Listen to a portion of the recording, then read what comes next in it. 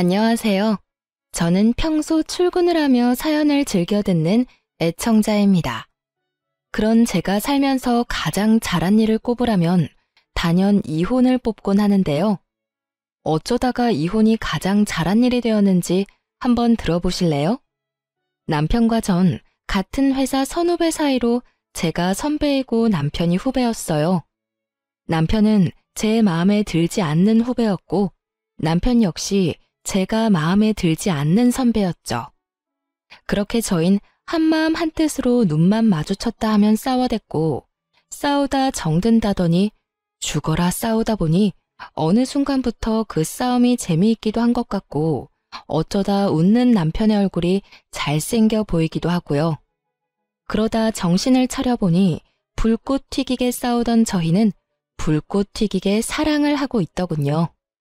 그렇게 남편과 전 짧은 연애를 하곤 결혼까지 하게 되었어요. 남편은 저와 결혼을 하던 해에 좋은 기회가 생겨 회사를 옮기게 되었고 회사도 달라지고 나니 부딪히는 일도 줄고 더욱 사이가 좋아졌죠. 연인이 되기 전 피가 터지게 싸웠던 터라 연인이 되고 난 후에나 결혼을 하고 난 후에는 크게 싸우는 일이 없었는데 그런 저희 사이에도 가족이 끼이니 크게 싸울 일이 생기더군요. 남편과 전 둘 다 장남 장녀였는데 저희 두 사람 다 동생이 2명씩 있었고 싸움은 거기에서 시작되었습니다.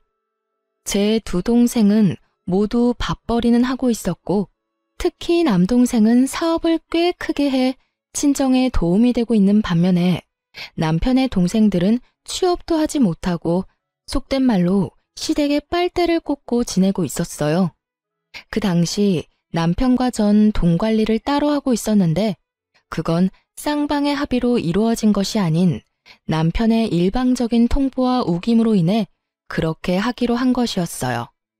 저의 반대에도 돈 관리를 따로 하자고 우긴 건 다 이유가 있었는데 그건 동생들과 시댁에 돈을 보태주려고 그랬던 것이었더라고요. 아무래도 돈 관리를 함께 한다면 자연스럽게 제가 알게 될 것이고 제가 알면 온갖 잔소리와 간섭을 할 것이 분명했기에 제가 무어라 입을 떼기 전 미리 선수를 친 것이었죠. 우연한 기회에 모든 사실을 한 저는 남편에게 크게 화를 냈지만 남편은 그 특유의 귀찮다는 표정으로 저에게 이렇게 말하더군요. 내가 번 돈으로 내가 우리 집에 쓰겠다는데 상관하지 마. 아, 진짜 내가 당신 이럴까봐 돈 관리 따로 하자고 했던 거라고. 당신이 알면 분명 이렇게 노발대발할 게 뻔해서. 할 말이 없더군요. 미리 말하지 못해서 미안하다며 저를 살살 달래도 모자랄 판국에 적반하장도 유분수지 되레 화를 내고 드니깐요. 남편의 말에 저 역시 마음이 상할 대로 상해버렸고 네 마음대로 해라는 말을 마지막으로 더는 그 일에 대해선 말을 꺼내지 않았습니다. 이야기를 또 꺼내봤자 큰 싸움이 될 것이 뻔했고 남편이 도와준 금액이 그리 크지 않은 적당한 선에서 도움을 주고 있었던 터라 그냥 넘어가기로 했던 것이었죠. 저흰 그렇게 한 차례 부부싸움을 무사히 잘 넘겼고 그 후론 나름 잘 지내고 있었어요. 제가 말을 꺼내지 않으니 남편 역시 말을 꺼내지 않았고 제가 침묵함으로써 남편이 저에게 화를 냈던 것이 미안했는지 더욱 다정하게 대해주더라고요. 그 자존심에 미안하다는 말은 하지 않았지만 온 행동으로 미안하다고 하고 있었으니 저는 그걸로 되었다 하고 생각했어요. 그렇게 시간은 흘러 생각만 해도 머리가 지끈해오는 명절이 다가왔습니다.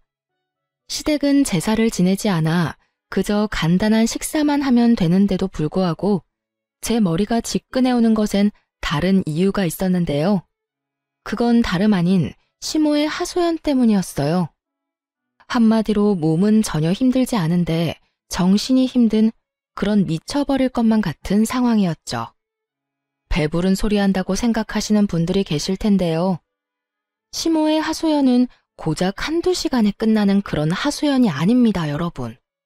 정말 말 그대로 사람이 미치기 직전까지 끈질기게 쫓아다니며 하는 그런 하소연이에요.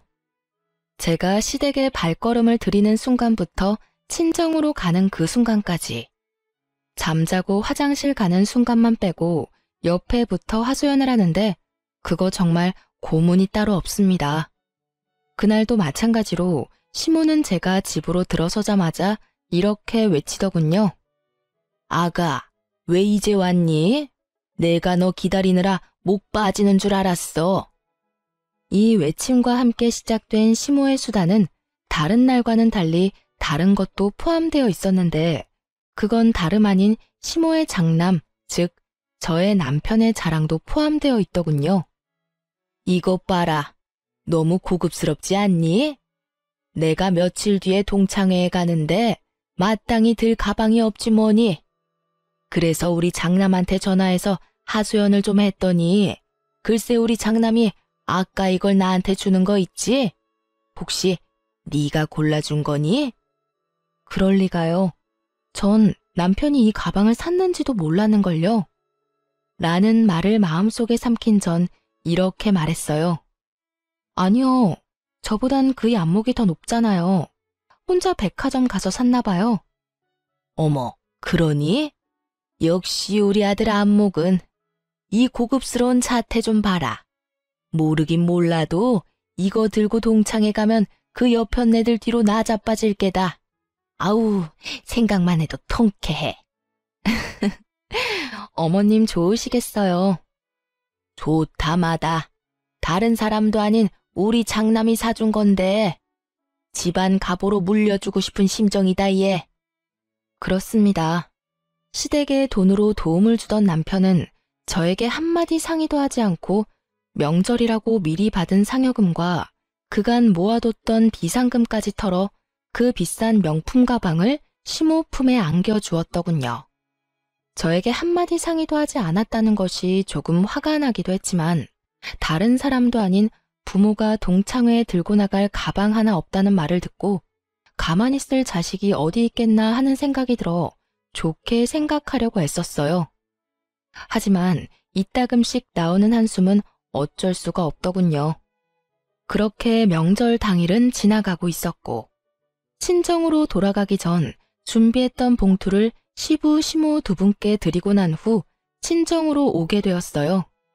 사람 마음이 뭔지 저도 모르는 사이 남편이 저희 부모님을 위해 준비한 선물을 기대하고 있는 저를 발견했어요. 참 웃기죠? 저도 지금 생각하면 어이없고 웃긴데 그때의 제 마음은 조금의 기대를 가지고 있었죠. 하지만 남편은 집으로 돌아가는 그날까지 선물은커녕 봉투조차도 준비하지 않은 듯 아무것도 내밀지 않더라고요.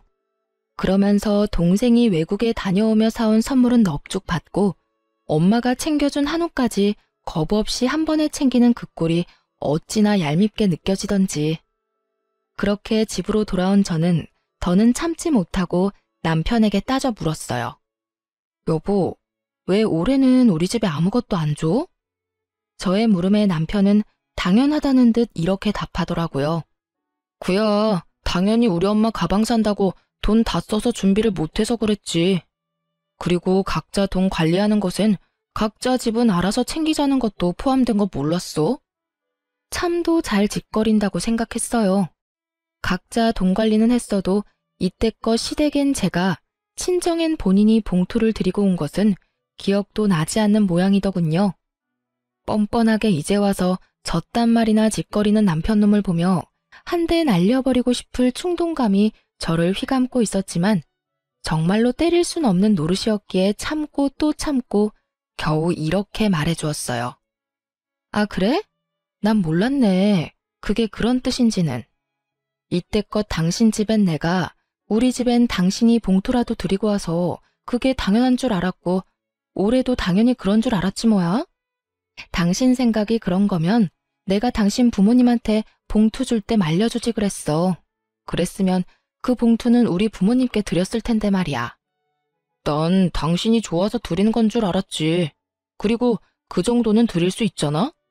아, 하여튼 앞으로는 각자 집에 각자 알아서 하자. 그 편이 깔끔한 것 같아. 그래? 그러면 그렇게 하도록 하자. 나야 당신 집에 신경 끄고 우리 집만 신경 쓰면 된다고 하면 더 간편하고 좋지. 그래, 그렇게 해.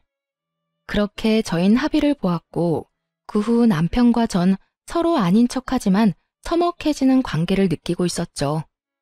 서서히 남편과 제가 멀어지는 와중 전 남동생의 가게에 볼 일이 있어 잠시 들렸고 그곳에서 어이없는 광경을 보게 되었어요.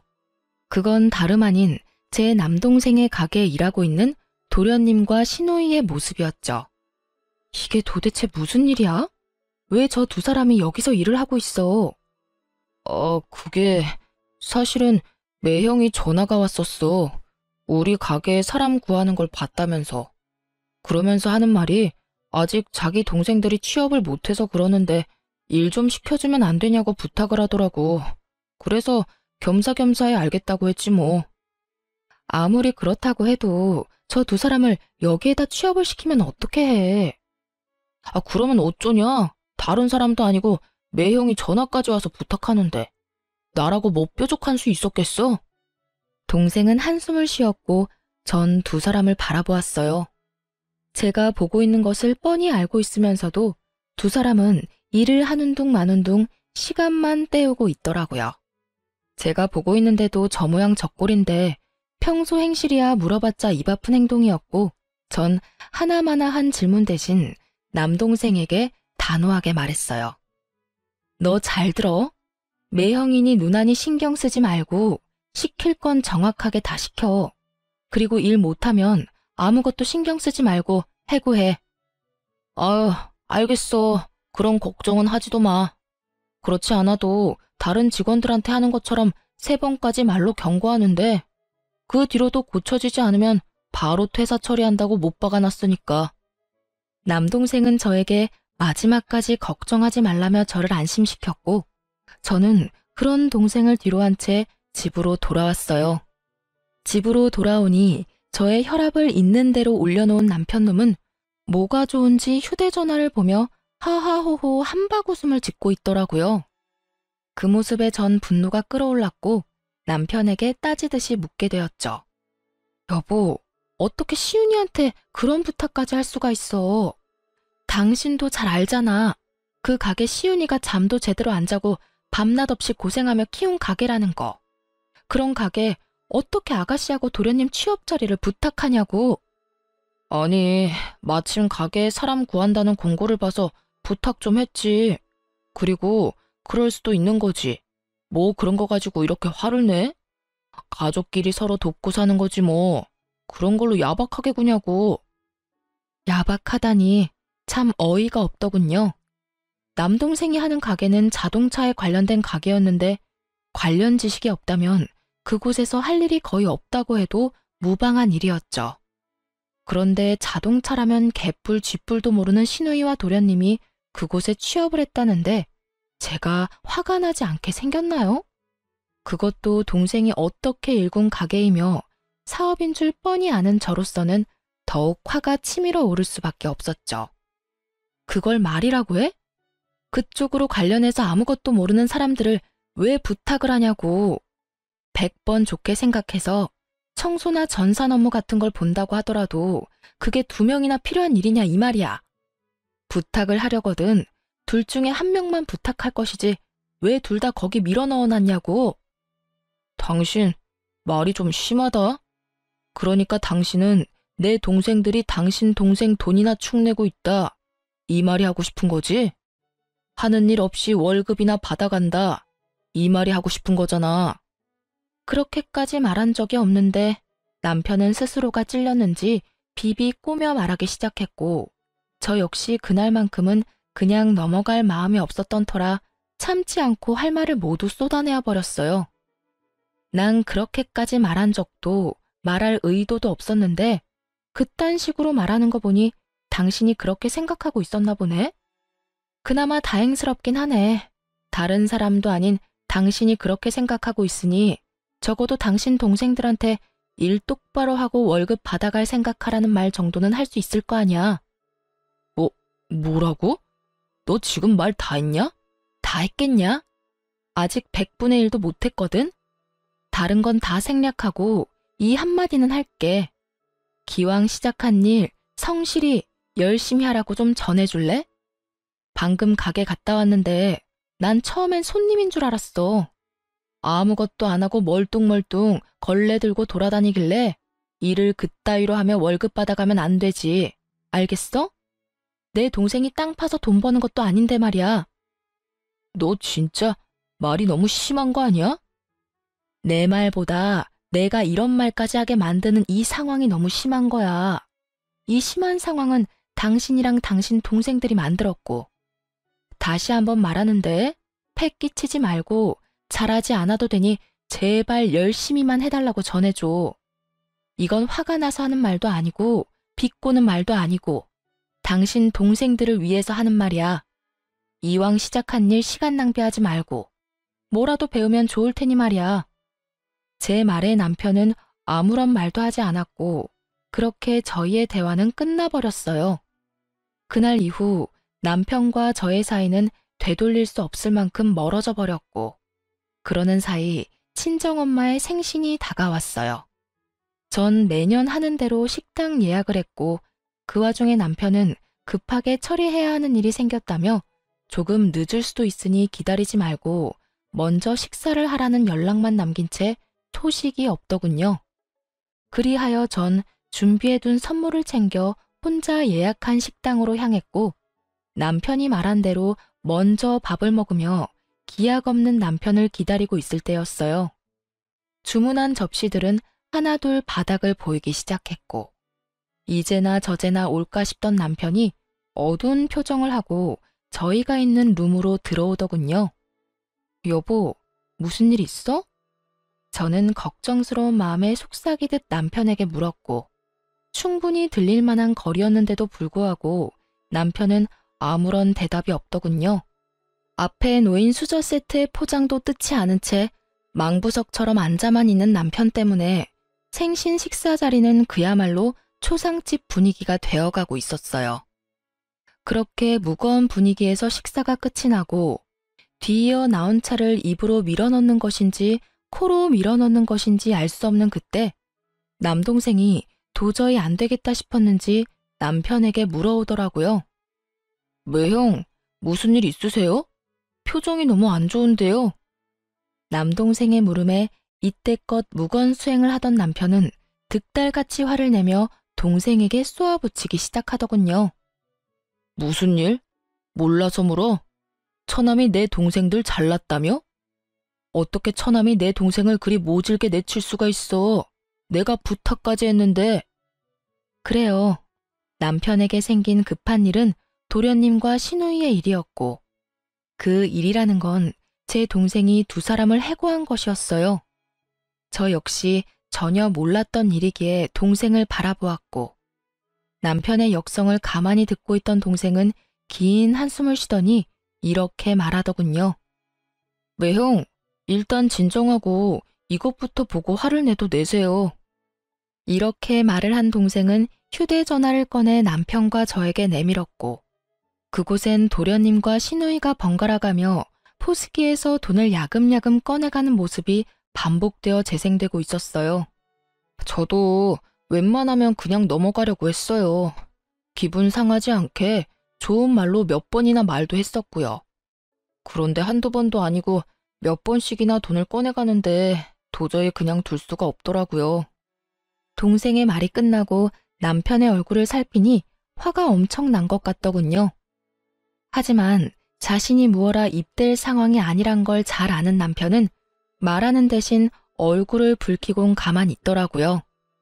동생들을 대신해 한마디 사과의 말도 없는 남편의 몰상식한 행동에 동생 역시 기분이 상했는지 먼저 가보겠다고 말하며 부모님과 막내 동생을 데리고 가버렸어요.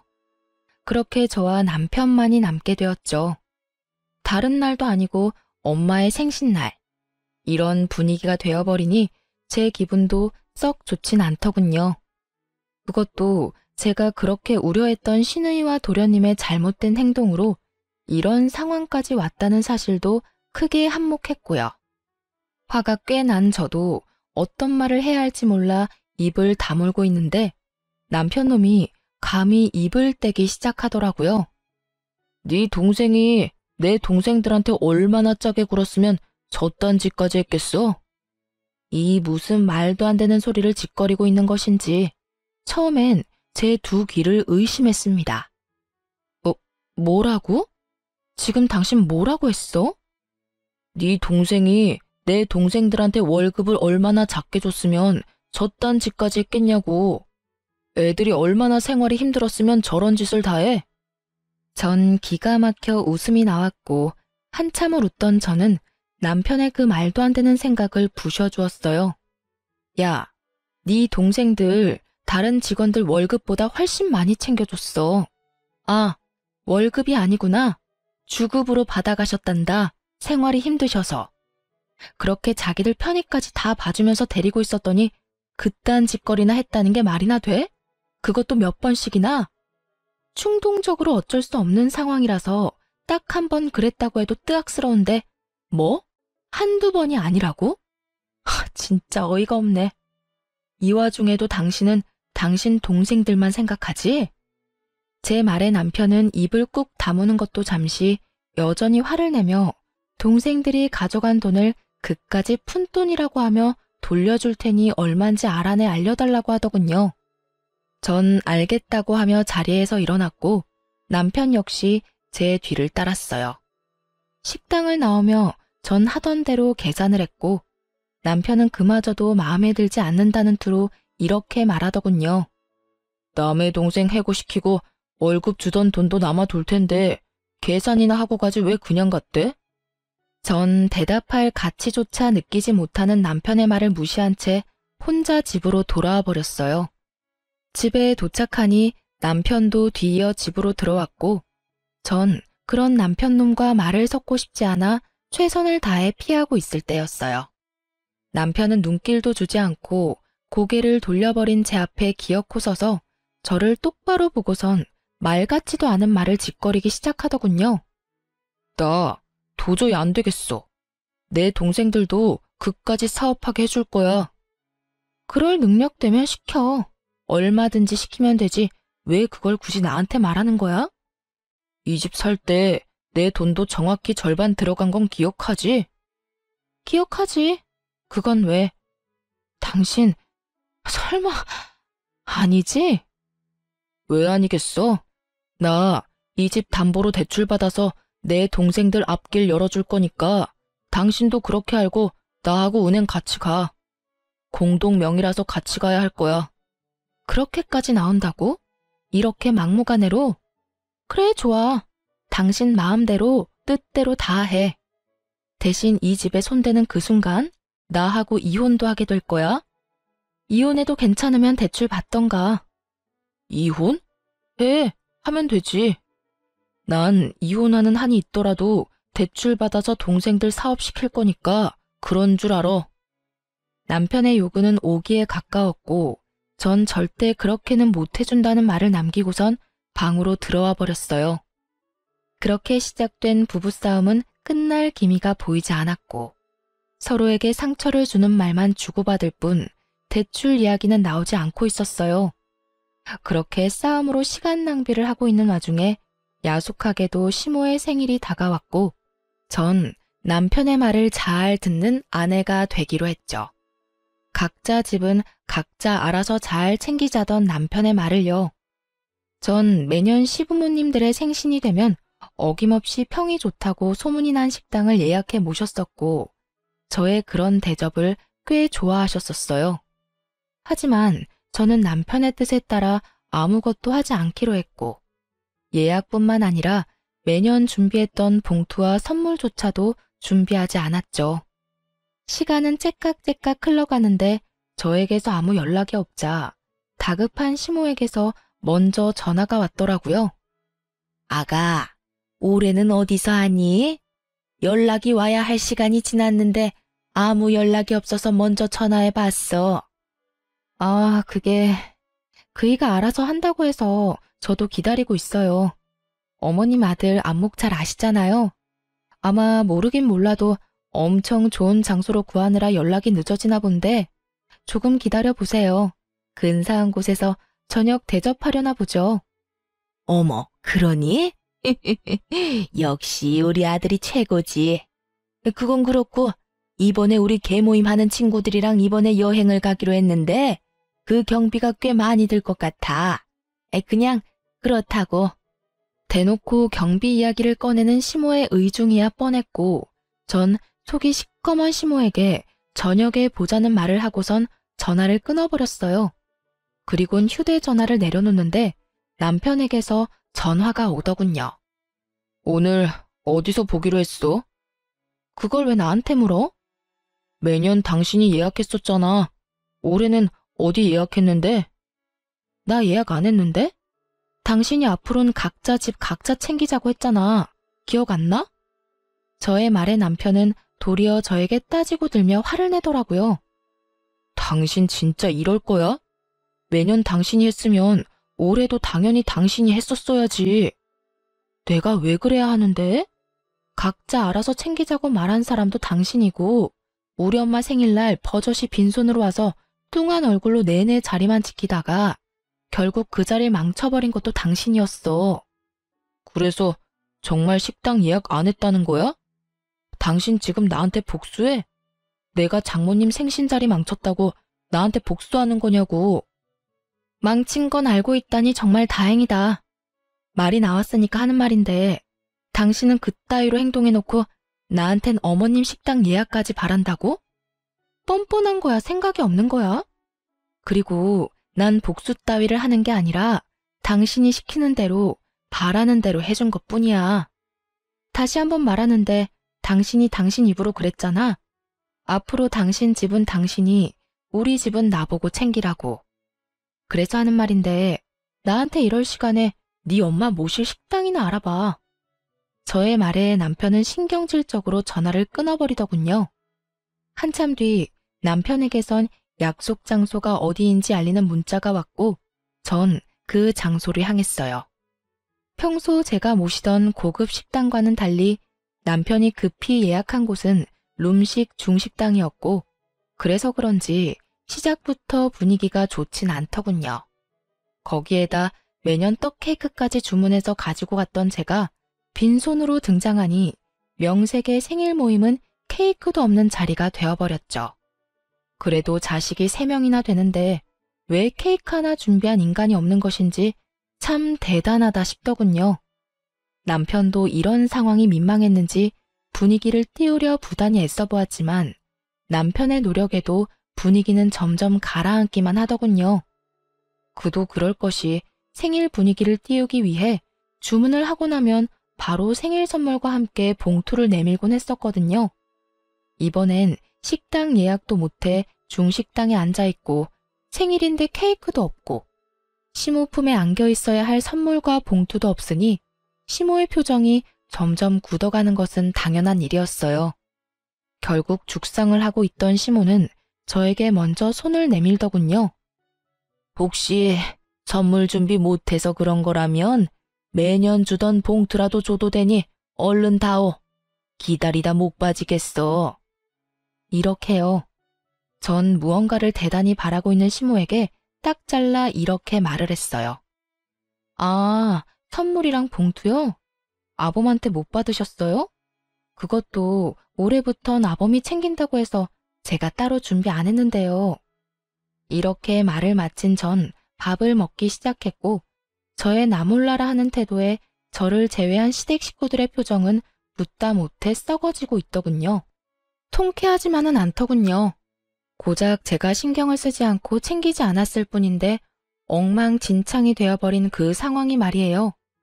분명 저의 잘못은 하나도 없지만 불편하기 짝이 없는 그 상황을 애써 무시하며 밥만 열심히 먹었고 남편은 그런 저를 한번 쏘아보고선 젓가락을 거칠게 내려놓더군요. 너희 놀고만 있지 말고 하고 싶은 사업 구상해서 가지고 와봐. 응? 그게 무슨 말이야, 오빠? 그러게, 갑자기 무슨 사업? 형이 투자해 줄 거야? 그래, 내가 대출 받아서 투자해 줄 테니까 기가 막히는 아이템으로 잘 구상해서 와. 남편의 말에 시동생들은 얼싸안고 기뻐했고 전 나지막한 목소리로 남편을 불렀어요. 여보, 진심이야? 마지막이었던 저의 물음은 남편에게 닿지 않았고 시동생들과 시모는 얼굴에 웃음꽃이 피며 남편을 찬양하고 있더군요. 우리 장남, 우리 아들, 역시 통 큰 거 좀 봐라. 동생들 걱정하는 건 우리 장남밖에 없구나. 오빠, 정말이지. 나중에 가서 딴 말하기 없기다. 오빠 최고야, 정말. 형, 정말 고마워. 그렇지 않아도 나도 취업 말고 사업이 하고 싶었는데 어떻게 내 맘을 따갈았지? 정말 형 고마워. 그렇게 되돌이표 같은 찬양들이 이어지고 있었고 저는 정말 마지막이라는 생각과 함께 남편을 부르며 남편의 옷가지를 잡아 끌었지만 돌아오는 것은 뿌리치는 손길과 저를 향한 멸시의 눈빛뿐이었어요. 그때서야 전 확신했죠. 미루고 미루던 참고 또 참아왔던 순간이 바로 지금이라는 것을요. 모든 것을 결심하고 나니 비로소 머리가 가벼워지더군요. 이렇게 후련한 걸 왜 지금에서야 결심하게 된 것인지.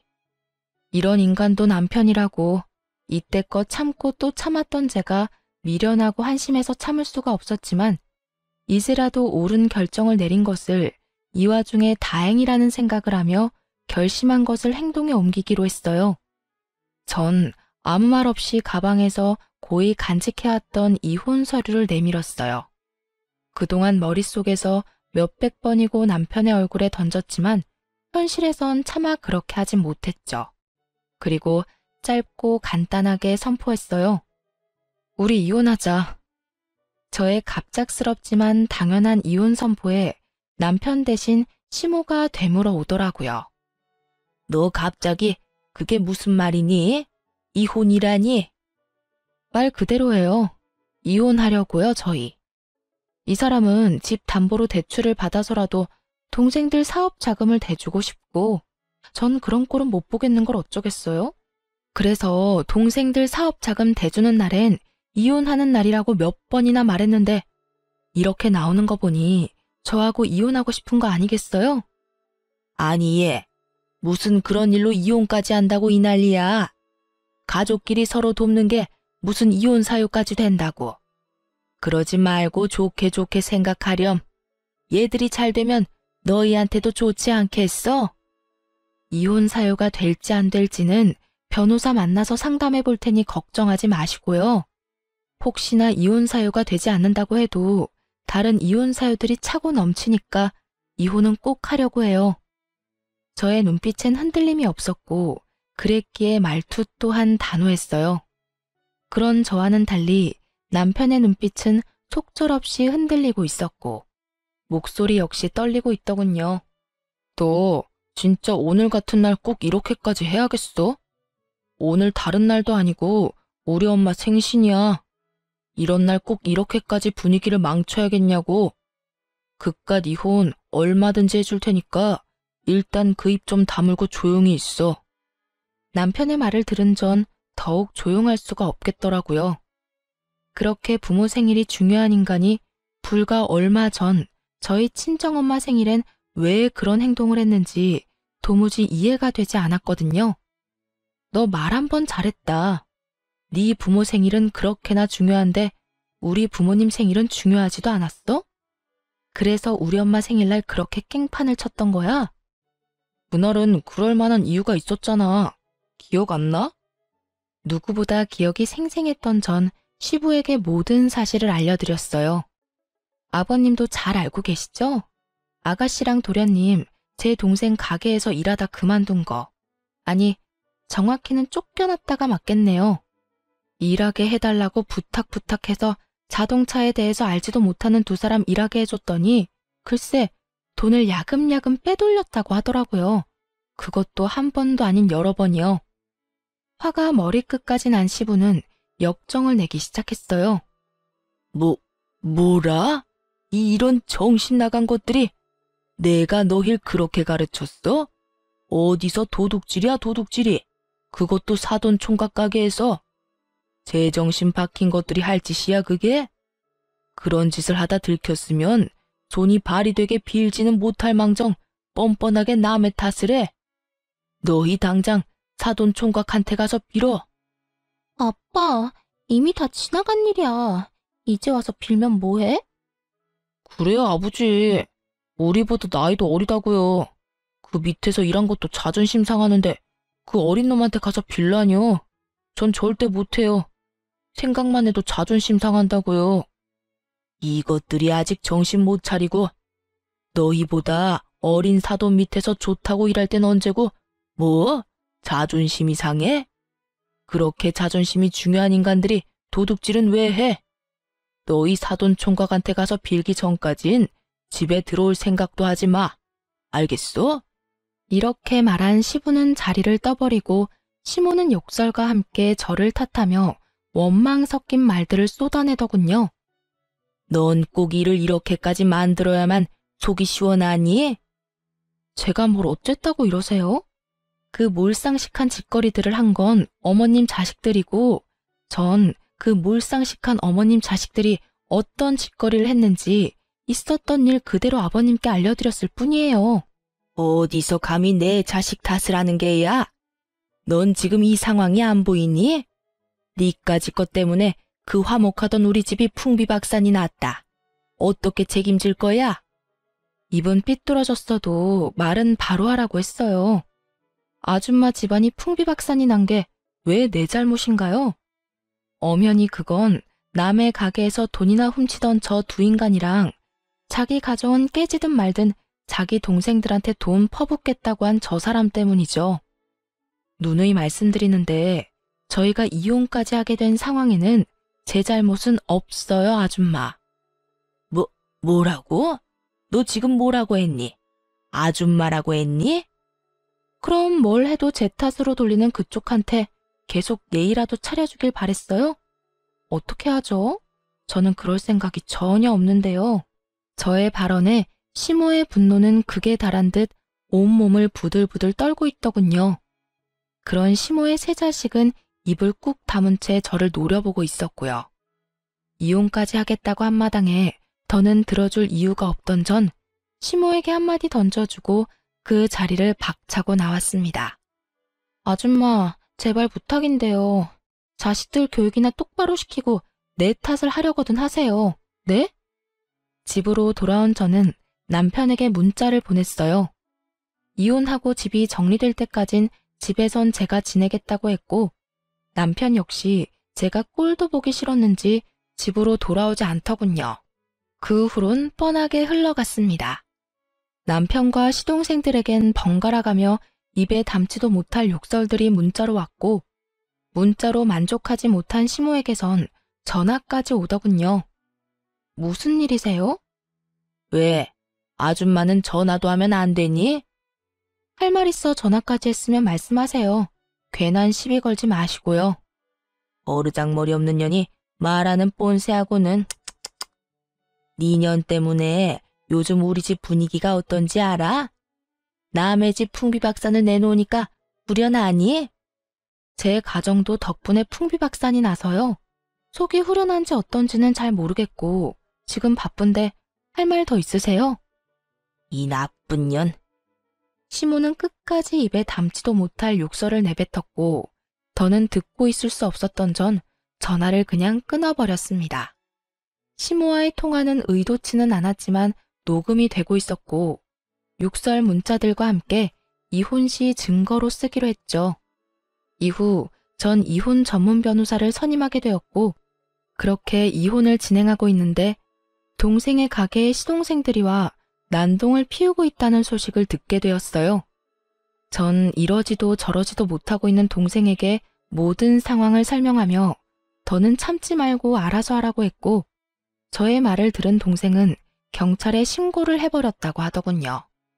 그렇게 전 통쾌한 마음을 가지고 변호사분과 함께 카페에서 상담을 하고 있는데 남편이 어떻게 알고 찾아온 것인지 카페로 들이닥쳐 난동을 피우기 시작하더군요. 이 미친년이? 너 네 동생한테 뭐라고 했길래 내 동생들을 경찰에 넘겨? 네가 제정신이야? 너 때문에 내 동생들이 깜빵 가게 생겼다고. 당장 네 동생한테 전화해서 내 동생들 빼내라고 말해. 당장. 내가 왜? 그러게. 누가 남의 가게 가서 난동을 피우라고 했어? 얼마나 개판을 만들어놨으면 경찰에 신고까지 했겠어? 나한테 이러지 말고 네 동생들한테나 가서 따져. 이 모든 게 자업자득이니까 말이야. 자업자득 같은 소리 하네. 니년이 네 동생 시켜서 다 이렇게 만든 거잖아. 아, 긴 말 말고 얼른 일어나. 얼른 일어나서 내 동생들 빼내라고.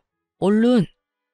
욕은 기본이고 삿대질을 멈추지 않고 해대며 금방이라도 한 대 칠 기세로 쏘아붙이라고요. 이 모든 장면을 저의 맞은편에 앉은 변호사는 숨도 쉬지 않고 보고 있었고 유심히 보고만 있던 변호사는 이윽고 저에게 물어오더군요. 와, 이 정도면 충분히 승소하겠는데요. 혹시 녹음은 하셨나요? 아니요, 미처 그 생각까진 하지 못했어요. 제가 여기 CCTV 어떻게 해서든 구해볼 테니 이혼 걱정하지 말고 집에 가서 푹 주무시면 될 것 같네요. 그러면 상담은 오늘까지 하고 법원에서 보도록 합시다. 미소까지 보인 변호사가 떠난 후 그제야 상황 판단이 된 남편은 도끼 어린 눈빛으로 저를 보더군요. 독한 년, 꼭 이렇게까지 해야 해? 아직도 모르겠어? 상황을 이렇게까지 몰고 온 건 당신하고 당신 가족들이야. 내가 뭘 어쨌다고 이래? 내 가족들이 어쨌길래 이렇게까지 하냐고. 그걸 모른다는 사실이 놀랍지도 않다 정말. 여기까지 쫓아와서 피해자 코스프레나 하는 걸 보니 시간이 남아 도는 것 같은데 그럴 시간에 이혼할 준비나 해. 저의 말을 들은 남편은 제가 반응할 틈도 없이 저의 뺨을 때려버렸고 전 그 자리에서 곧바로 경찰에 신고를 해버렸어요. 남편은 경찰서까지 가게 되었고 소식을 들은 시모와 시부가 저를 찾아왔더군요.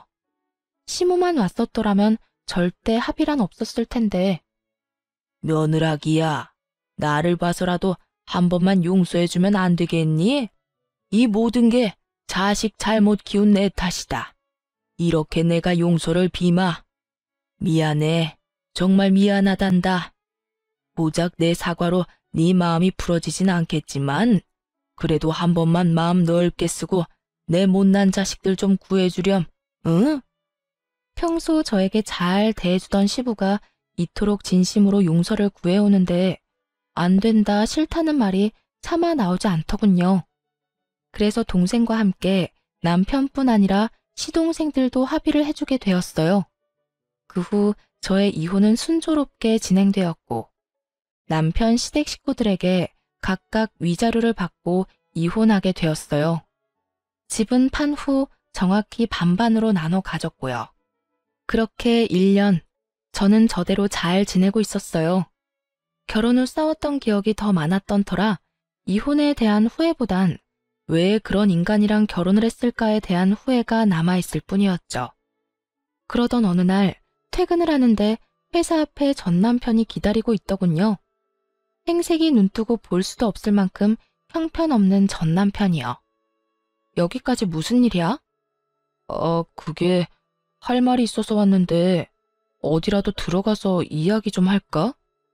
이러면서 저를 잡아 끄는데 순간 소름이 온몸에 돋아 그 손을 획 뿌리쳐버렸어요. 그럴 생각 없으니까 내 몸에 손대지 마. 할 말 있으면 여기서 짧게 하고 얼른 꺼져. 마주하고 있는 것도 역겨우니까. 저의 말에 남편은 우물쭈물 망설이는가 싶더니 말릴 새도 없이 무릎을 꿇고 빌기 시작하더군요. 한 번만 살려주라. 나 길거리에 나앉게 생겼어. 이렇게 시작한 전 남편의 하소연은 그야말로 가관이더군요. 전 남편은 결국 집을 판 돈으로 동생들에게 투자를 해줬다고 하더라고요. 그것도 모자라 미리 당겨받은 퇴직금과 대출까지 받았다고 하고요. 죽었다고 생각하고 열심히 해도 망할 수 있는 것이 사업인데 그 게을러 빠진 것들이 노력이나 제대로 했겠어요?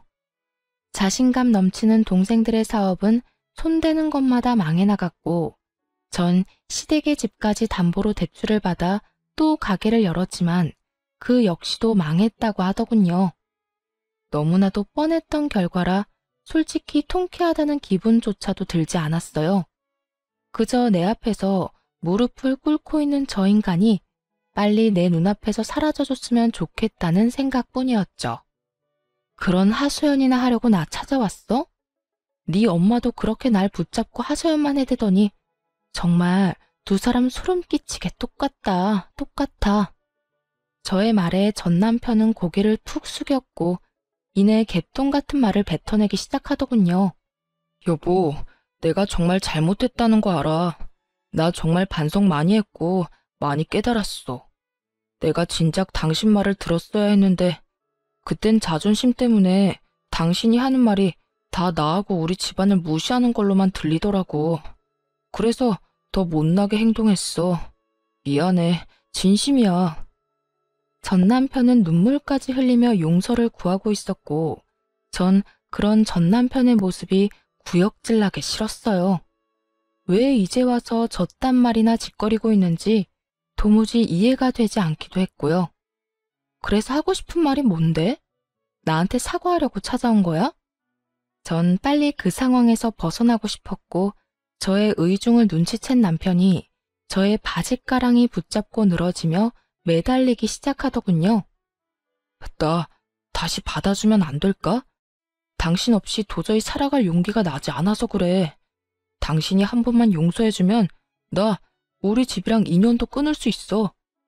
당신만 내 곁에 다시 와준다면 그까짓 가족 얼마든지 버릴 수 있다고. 너 드디어 미쳤니? 네가 가족까지 버린다고 하면 내가 받아줄 거라 생각한 거야? 정신 차려라, 제발. 여보, 제발. 당신 나 사랑했잖아. 우리 사랑했었잖아. 이혼한 지 1년이 넘어가는데 이제와 사랑을 운운하는 전 남편이라 정말 어이가 없어 웃음이 다 나오더군요. 어줍잖은 말로 돌려보내봤자 또 찾아올 것이 분명했기에 전 남편의 손을 매몰차게 뿌리친 저는 단호한 어투로 이렇게 말했어요. 착각은 혼자 집에서나 해. 애먼 사람 찾아와서 괴롭히지 말고. 내가 경고하는데 한 번만 더 이런 식으로 찾아와서 사람 귀찮게 하면 그땐 스토킹으로 신고해서 회사 생활은 하지도 못하게 만들 거야. 알겠어? 저의 으름장이 통했는지 전 남편은 몸을 세우며 저에게 욕을 뱉어내더군요. 나쁜 년, 내가 어떻게 너같이 독종 같은 년이랑 살았는지 모르겠다 정말. 마지막까지 최악이었던 전 남편은 욕과 함께 사라졌고 그것을 마지막으로 다신 보는 일은 없었습니다. 빚더미에 앉았을 텐데 회사 잘리는 것은 두려웠나 봅니다. 그 덕분에 걱정 없이 잘 지내고 있지만요.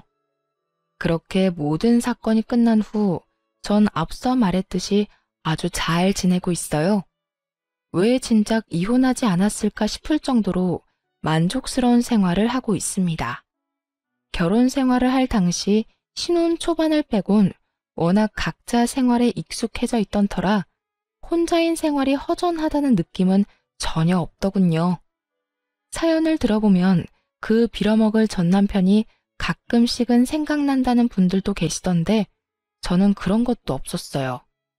오히려 혼자인 지금의 삶과 생활이 더 익숙하고 편하다고 느낄 정도니까요. 특히 명절이 되면 더 좋은 거 있죠? 저희 집은 친척이 없어 명절이 되면 조금 외로운 감도 있었는데 요즘은 그럴 틈이 없어졌어요. 왜냐하면 긴 연휴 동안 부모님을 모시고 해외여행을 간다거나 연휴가 길지 않을 땐 국내의 공기 좋은 곳으로 여행을 다니고 있으니까요. 하여튼 전 더없이 좋은 날들을 지내고 있어요. 이로써 제 사연은 끝이 났습니다. 저의 긴 사연 함께 해주신 모든 분들 정말 감사합니다. 오늘도 좋은 하루 되세요.